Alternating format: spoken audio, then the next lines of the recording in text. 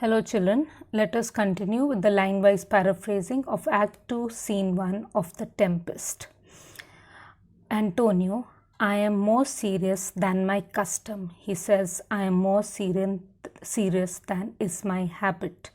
You must be so too. You should also be more serious. If heed me, if you take my advice and if you listen to me, which to do trebles thee over. And if you listen to my advice, it will make you 3 times greater. Sebastian, well, I am standing water. He says, well, I am not moving in one direction or the other. I am motionless like the standing water. So Antonio says, I will teach you how to flow. He says, don't worry, I will teach you how to move. That is, I will teach you how to rise to great heights. Sebastian, do so. He says, yes, I wish you do so. You teach me. To ebb hereditary, sloth instructs me. He says, to let go of an opportunity, that is my natural inherited laziness. It leads me to let go of an opportunity, that is by heredity. Antonio, oh, if you but knew how you the purpose cherish, whilst thus you mock it. He says, I wish if you could realize how dear to you is the opportunity which you are laughing at now, how in stripping it, that is how in letting go of it, you more invest it, that is by depriving it of its meaning, you are lending it a greater meaning. Ebbing men, that is men who back out, indeed, most often do so near the bottom run by their own fear or sloth. He says, you are right, that men whose fortunes are running away from them owe their fall to their laziness or their fear. Sebastian, Prithee, say on. He says, I request you, please go on speaking. The setting of thine eye and cheek proclaim a matter from thee. He says, well, the fixed look in your eyes and the paleness of your cheek show that you have something very serious to say to me. A matter from thee and a birth indeed which throws thee much to yield. It is like your case is similar to that of a woman who experiences a lot of pain in giving birth to a child. Antonio, thus, sir, he says, this is what I have to say. Although this lord of weak remembrance, now he points out to Gonzalo, he says, although this lord is old and has lost his memory, this who shall be of as little memory when he is earth hath here almost persuaded. He says he will be less remembered when he is dead, and he is earth means when he is buried, hath here almost persuaded, for he is a spirit of persuasion. He has almost persuaded, or he has tried to convince the king, for he is a spirit of persuasion, only professes to persuade the king his son's alive. That is, he has tried to convince the king that Ferdinand, King Alonso's son, is alive, because he knows the art of persuading others. 'Tis as impossible that he is undrowned. He says it is impossible to believe that Ferdinand is alive. He has not drowned, and he that sleeps here swims. Just like you cannot believe that a man who sleeps over here is also swimming on the sea. In the same way, you can't believe Ferdinand is not drowned. Sebastian, I have no hope that he is undrowned. He says, well, I have no hope that he has escaped drowning and he is alive. Antonio, oh, out of that no hope, he says, oh, this absence of hope with regard to Ferdinand shows what great hope have you, that what a great hope you have with regard to yourself. No hope that way is another way so high a hope that even ambition cannot pierce a wink beyond, but doubt discovery there.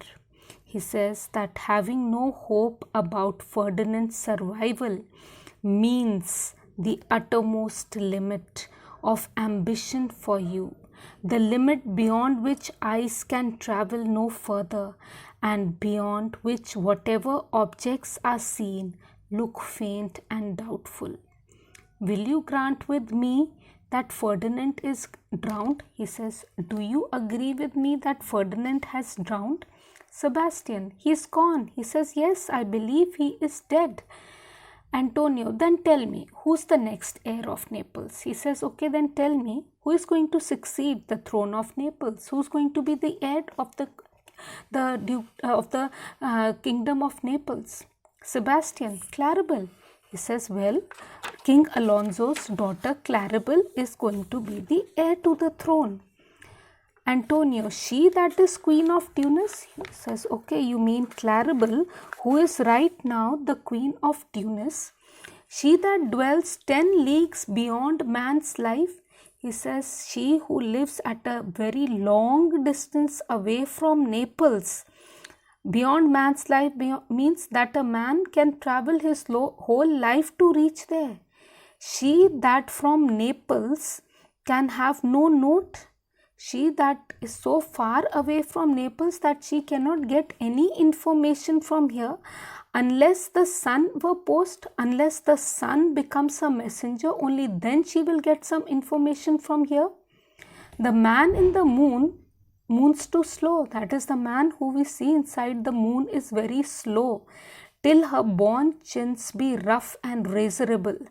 Just for her to get any information from Naples is as impossible as a newborn baby to have beard and to need a shave.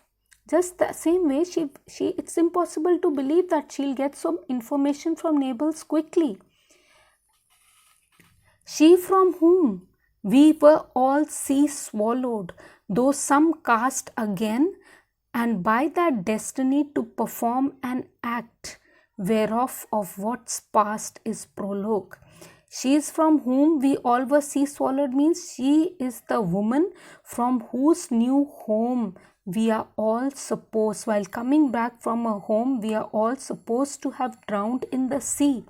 Though some cast again, though some of us have been thrown ashore and are alive, and by that destiny to perform an act, and by being kept alive, we are whom fate has saved.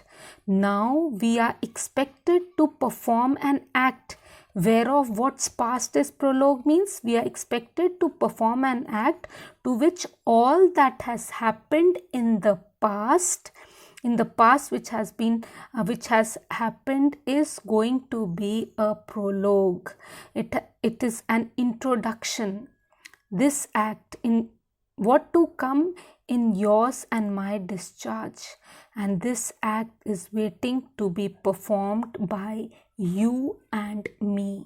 Sebastian, what stuff is this? He says, what nonsense is this? How say you? What are you saying? 'Tis true, he says, it is true. My brother's daughter, Queen of Tunis. My brother's daughter, Claribel, is the Queen of Tunis. So is she heir of Naples, and she is also the heir of the kingdom of Naples or the throne of Naples. Twixt means betwixt, which means between which regions there is space, and between Naples and Tunis there is a long distance. Antonio, a space whose every cubit, says yes, it is a space whose every small portion, it's a space, a distance whose every small portion seems to cry out. How shall that Claribel measure us back to Naples? Every small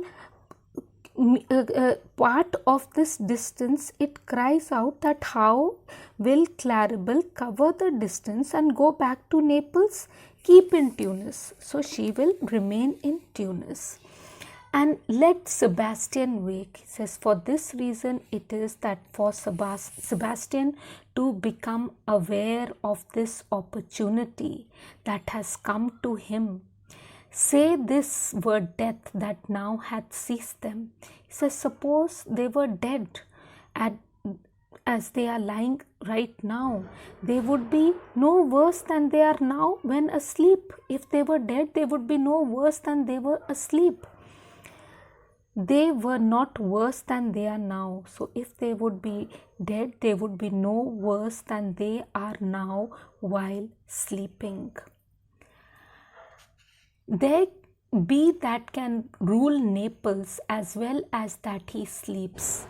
That is, there exists a man who can govern Naples as successfully as King Alonso, who is sleeping at this moment.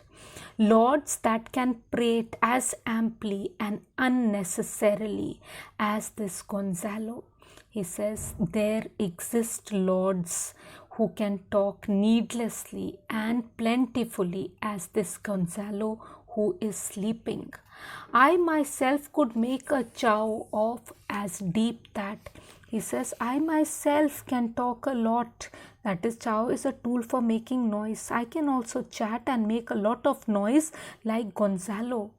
Oh, that you bore the mind that I do. He says, I wish you could think along the lines I am thinking. What a sleep were this for your advancement. If you could think along the lines I am thinking, then you could understand that if these men could be made to sleep forever, then you have an opportunity to rise in life. Do you understand me? He says, can you understand what I am saying? Sebastian, methinks I do. He says, I think I do understand what you are saying. Antonio, and how does your content tender your good fortune? And he says, then how do you regard the good fortune that is offering itself to you? Sebastian, I remember you did supplant your brother Prospero. He says that, well, I do remember that you did displace your brother Prospero from the dukedom of Milan. Antonio, true. And look how well my garments sit upon me. He says, yes, you are speaking the truth, and just see how these royal garments are suiting me now. Much fitter than before. That is, they fit me much better than before. My brother's servants were then my fellows. Now they are my men. In the past, my brother's servants, that is Prospero's servants, were my equals. Now they are my subordinates. They are working for me. Now they are my men means now they are working for me. Sebastian, but for your conscience, he says, what about your conscience? Ah, sir, where lies that? So Antonio says, well, sir, where does the conscience lie? If it were a kibe, he says, if the conscience were as tender as a chilblain. Now, chilblain is a disease in which the toes, they become swollen and they are very painful and itchy. He says, it would put me to my slipper. Then I would have to put a slipper, which means that I would not be able to live in a carefree manner. But I feel not this deity in my bosom. Deity is a goddess. That is, this goddess conscience does not seem to be lying in my chest, in my bosom. 20 consciences that stand betwixt me and Milan. He says, even if there would be 20 consciences lying between me and the dukedom of Milan, candid be they, and melt they molest. They should be frozen.